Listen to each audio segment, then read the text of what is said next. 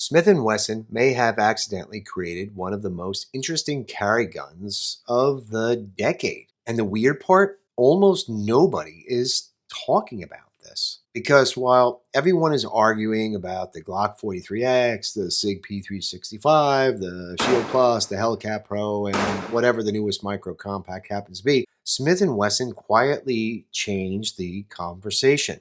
This pistol has something most carry guns lost years ago, a metal frame. But here's the question. Does that actually make it better? Or are people getting distracted by nostalgia? By the end of the video, I'm going to tell you whether I trust the CSX-E Series to carry it every day and why one feature surprised me more than anything else. Welcome back to Glockaholic 76. Don't forget to subscribe, and if you like the video, hit that like button. It helps us get seen by more people just like you. Today we're breaking down the Smith & Wesson CSX-E Series, the second iteration of the CSX, and whether it actually deserves a spot in my or your carry rotation. Most people look at this pistol and think it's just another P365 competitor. Or wasn't the original CSX loaded with issues? But many people don't know the story behind this pistol. What matters isn't always what looks good on a spec sheet. What matters is how it feels in your hand, how it shoots, how it carries, and most importantly, whether you will still trust it after the new gun smell wears off. This pistol is unloaded. There's no ammo anywhere. All these magazines are ready to go, and the pistol is clear. What attracted me to this gun wasn't what eventually impressed me. I picked this up because I was curious. I felt like the entire industry had become a race to build the same pistol. A polymer frame, striker fired pistol, and 10 different companies making a slight variation of that same formula all at the same time. And then Smith & Wesson brought back something old, the metal framed carry gun. I wondered if an aluminum frame would solve a real problem or simply was created for marketing. So I waited. Other pistols jumped in line, and honestly, I forgot about the original CSX. Then the internet went crazy and stopped that pistol in its tracks. The original Smith & Wesson CSX faced a lot of criticism, starting with an inconsistent trigger. User experienced false resets and a trigger break that many found less than ideal for a single-action 1911 style platform.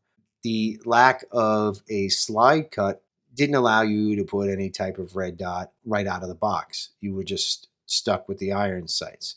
Grip and magazine feeding issues with magazines failing to seat on a closed slide, the original polymer grip panels occasionally detached. Smith & Wesson knew they had a great pistol. It was a great design. It needed a few tweaks, and they knew they needed to get out in front of the issues if they were going to have any chance to save the pistol from the pits of the internet, which, let's be honest, they're unforgiving. Smith & Wesson realized this and came out with the CSX-E Series to address those issues, fix them, modernize the platform even more. With the improved trigger and reset, the trigger was completely designed for a linear pull, a clean break. These pistols are safe, and an audible tactical reset. They made it optic ready. The slide now included a modified RMSC or 507 footprint for direct mounting the red dots. And they added a different modular grip system. Instead of the fixed panels, the E-Series featured interchangeable back straps, grip sleeves that allowed you to scale from the subcompact to compact size to accommodate the various different magazines that they included with the pistols. Everything from 12, 15 to 17 rounds. So after sitting back on the first round of the CSX, I wanted to give the new and improved version a fair shot because I felt it still had potential, and maybe even more so now. After getting it to the range, I think my opinions started changing, not for the reasons I expected. In a minute, I'm going to show you the features that may divide Glock owners and surprise me more than anything else on this gun. But first, here's something most people don't know. The original Smith Wesson CSX was inspired by a classic carry pistol that dominated concealed carry for a very long time before polymer guns even took over. For decades, aluminum framed carry guns were considered premium options. Glock changed the industry with their polymer pistols, and now we're seeing companies kind of circle back into those metal framed carry guns because many shooters still prefer the feel. The CSX-E is basically Smith & Wesson asking, did we leave something very valuable behind? Let's go through the basics real quick. It's a 9mm. Your capacity depends on your configuration. It goes up to 17 round mags. You can put your 12 round. All these magazines are empty. But this is your 12 round configuration. So this is kind of gives you that flush fit. And if you want, you can drop in your 15 round with the sleeve on the bottom. Also gives you a nice grip on the pistol. And if you want to go to some like a full size option, you pop that in and boom, you've got a full size grip that even extends past my hand. And you're going to get 17 rounds of 9mm. The weight on this, roughly about 23 ounces loaded with 12 rounds. Now, for comparison, a Glock 43X is 23 ounces when loaded with the old 10 rounds. So weight is very, very similar, although this is a much, much smaller compact frame, more in line with, let's say, the P365. I did a comparison video. You could check this out and see how they line up. This is now optic ready. Also, something I want to point out, the loaded chamber indicator, but it was designed in such a way it lets the gases escape directed away from you and your optic. This might not seem like a big deal, but after a couple of hundred rounds, most of us have noticed, depending on the pistol we're using, those optics will get dirty to a point where you may have to even wipe off the front of the optic. That small bit of engineering by Smith & Wesson, which may seem simple, to me, it shows they put a lot of thought into the design, which matters. This thing gives you carry gun dimensions while feeling closer to a compact pistol in your hand. And that's where things got interesting for me.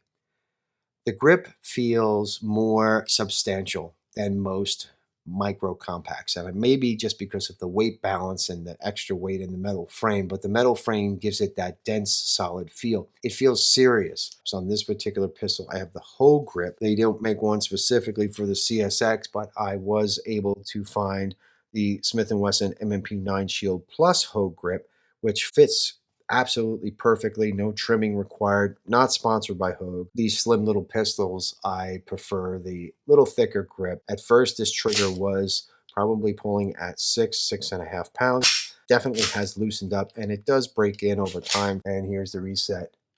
You can hear it. It's audible, unlike the previous version. The trigger originally does have a heavy trigger pull. Around a little less than, actually for me, 6 pounds out of the box. I've heard it to 6.5 pounds, but it does pull straight back, and it's a clean break. And with some dry firing and some range time, definitely started to lighten up. It feels different enough. You notice it immediately. It's not necessarily better or worse. It's just different. For context, in my experience, I'd say a true 2011 or 1911 trigger out of the box is going to be different than a Glock when comparing the take up, the wall, the break, the reset, but they are all better in a lot of ways. The CSX, it's not a Glock, it's not a 1911. It gives you that single action trigger. It's just different. The controls, for me, they're all easy to reach. The safety is easy to engage and disengage. You can actually rack the slide with the safety engaged, which is great for if you have a round chambered and you want to clear the pistol. Unlike the Shield or the Bodyguard, the CSX slide is very, very easy to manipulate. This slide is very, very light, very easy to rack, even compared to the P365. Again, you can check out that video.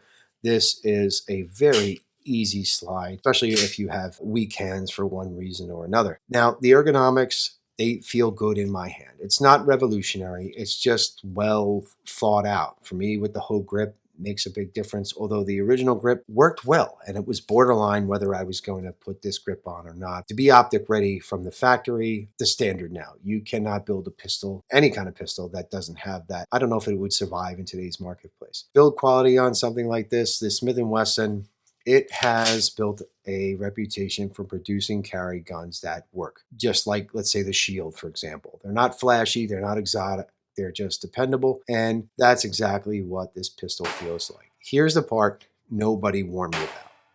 The feature I thought I loved wasn't the biggest advantage, but the biggest advantage showed up after 3 or 4 range trips and breaking this pistol in a bit. The recoil with the metal frame changes things, not dramatically, but noticeably. The gun settles in faster. Recoil impulse feels smoother, especially compared to many ultralight polymer micro compacts out there right now. As an example, the Glock 43X. Shooting a lot of metal pistols and a lot of polymer pistols, there's just something more in the feel of an all-metal pistol. I noticed going back and forth from older metal pistols that I've used, SIG P220, the CZ-P01, the Shadow 2, or even a couple of the newer pistols I picked up from Alpha Foxtrot, the S15, which was an amazing little shooter. The Fusion Firearm XF Pro, also an all-metal pistol. Metal frame pistols settle in my hand better for one reason or another. There is a different feel between the two. They just shoot differently. I lately have preferred shooting the metal frame pistols as opposed to some of the polymer ones out there.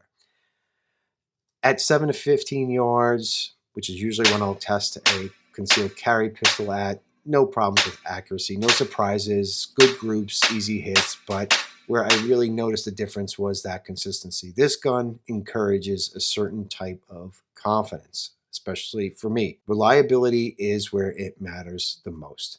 Reliability is everything. A carry gun can be ugly, it can be boring, it could have a mediocre trigger, but if it doesn't run, none of that matters. The CSX-E performed exactly how I want a carry gun to perform. It worked flawless. I had 0 false resets, 0 failure feeds, no issues with loading magazines and chambering rounds.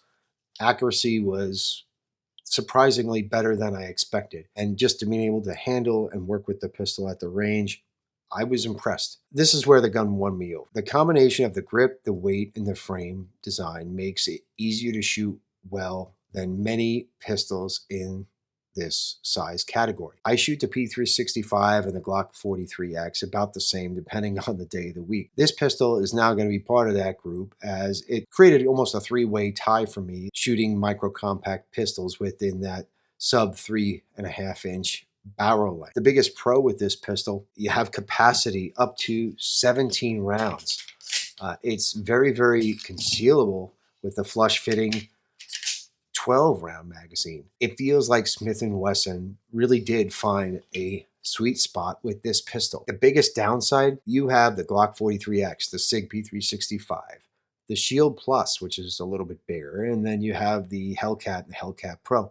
That's a brutal lineup, and some people simply won't want that extra weight. Also, the issue with the first CSX may just naturally be keeping people away. I noticed this with the early production models of the Springfield Armory 1911 Prodigy in the 4.25 and 5-inch versions.